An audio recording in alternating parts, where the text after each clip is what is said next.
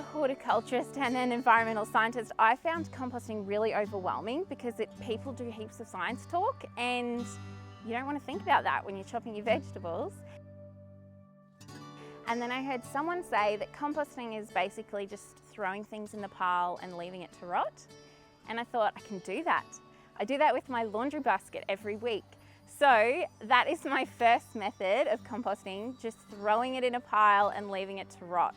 So with that, I do my some green waste. So like if I was to cut some leaves off, I just throw that in the pile by the side of the house, or like shredded paper, shredded cardboard, anything that's obviously not going to attract rats or possums. So just green waste and paper waste, that's all chucked in a pile and I just leave it to break down and waste. So it's really cheap, it costs you nothing, it's hardly any effort, but it's reducing waste, and then that does eventually all just break down and improve your soil. Another method of composting is I've got a tumble composter.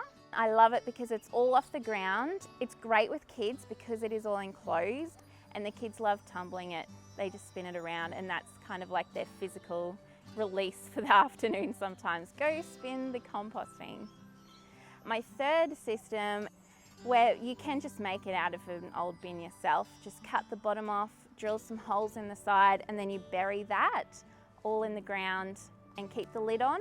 And then I just drop in kitchen scraps, a little bit of green cuttings, mainly just kitcheny stuff, and the worms just come in and out of their own accord. So that one is amazing, I love it, because it's connected to the earth. You get all the microbes coming in and out on their own accord. All I do is put my scraps in and dig around in it maybe once a week. It's getting rid of our kitchen scraps and it's improving our soil. So that's a really good sustainable method for improving your garden and getting rid of your waste.